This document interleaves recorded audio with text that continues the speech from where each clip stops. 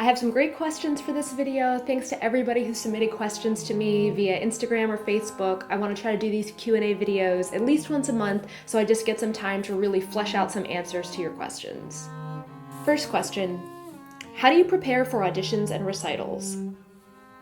Auditions and recitals both are super important in a music career and also fairly stressful. Though the actual experience of doing an audition or playing a recital is pretty different because one is for a whole audience and one is just for a panel or a couple people, the process of preparing is pretty similar. I think the most important thing is to have a long-term vision for your preparation, so not just kind of winging it, but thinking, okay, I'm 3 months away or 6 months away or a year away from this audition or recital. How am I going to work on my practice over the course of a couple months? So that might mean, carving out certain amounts of practice time per week when you're starting and then maybe ramping up a bit more after that, but deciding, how much you want to practice each day and each week and making sure you kind of set a schedule for yourself so that you're able to make sure you're meeting those goals. I do think it's really important to have a minimum of how much you want to be practicing based on how difficult the program is, how familiar you are with the music. For me personally, I like to shoot for 3 hours a day when I'm working really hard. I think, going past 3 hours or trying to make yourself go past 3 hours is usually not productive. We're usually pretty drained after that point and not really able to practice in a way that's intelligent.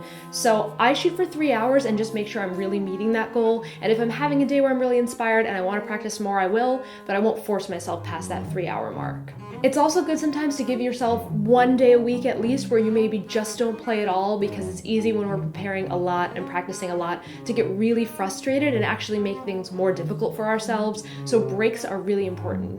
I also like to spend a lot of time listening to the music, whether it's finding other recordings I like that inspire me or just finding another way to sort of engage with the music without playing my instrument. I just want to be in the headspace of playing these pieces that I'm working on and having them feel like they are just a part of me. So that means being able to listen to the music when I'm not practicing sort of keeps me in that headspace. That being said, it's still easy to get, really overworked and overtired, so make sure you have ways to kind of clear your mind and do something a little different also. You really have to take care of yourself mentally and emotionally when preparing for a big recital or audition, so don't neglect that. Work hard, but also work in your time to relax. A similar question in the same vein, how do you keep yourself motivated to practice? So if you do have a big, recital or audition on the horizon, I think it's pretty easy to stay motivated because you've got a very concrete goal. What's a little bit more difficult is staying motivated to practice when you don't have a goal. So I try to set goals or, some sort of little project for myself whenever I can, because I know I need something concrete to really make me practice. I can get myself to play for fun or read through some music, but to actually work on something, for me personally, I need goals. So even if that goal is just that I want to record something for YouTube or I want to play a casual concert for friends, just setting something really helps me continue to practice and continue to have something to work for. It's easy to get down on yourself and frustrated and then not want to practice because you feel like it's pointless. If you're getting to that point and you have put in work already, I do suggest taking a break and finding some way to disengage and then maybe re-inspire yourself. Whether it's listening to music, going to a concert, find something that will make you excited about making music again. Now for a more Baroque historical performance question, which tuning do you use? 440, 415, and which do you prefer? So for nearly all my Baroque playing, I tune my cello to 415, which is a half step lower than our normal A. This is sort of considered the widely accepted Baroque pitch, so you will see a 415 for, most period instrument things. Sometimes groups will still play at 440 if they're limited by, maybe a keyboard instrument or something else that's tuned to 440. But you also hear other pitches, like in France, 392 was popular. So there are levels besides 415, but 415 is kind of the go-to for Baroque music. I love playing at 415. It's not too drastically different from 440, and I actually really like the lower string tension that you get by tuning your strings down, so I really enjoy that pitch level. Sometimes I even wish my modern cello was at 415 just because I like the way the strings feel a little bit looser at 415. How do you deal with doubts and feeling like you're not good enough? Well, this is a slippery slope because there are always going to be people better than you. No matter what, you are not going to be the best player in the world, or even if you are, no one will agree that you are. So there is no point in really comparing yourself too much because there will always be people better than you.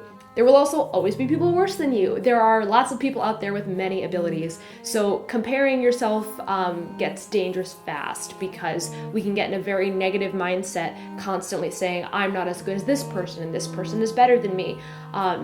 It's not really worth the emotional energy. All we can measure up to is ourselves, and this is true for more than just music. Anytime we're trying to improve ourselves in any way, the only scale that we should be using is ourselves. And I think the most important thing to look for is improvement, because if you're improving, you're on the right track and you're moving in the direction that you want. If you feel stagnant, then yes, you should reevaluate how you're working, how much you're working, if it's really effective, and find some way so that you can start seeing some improvement.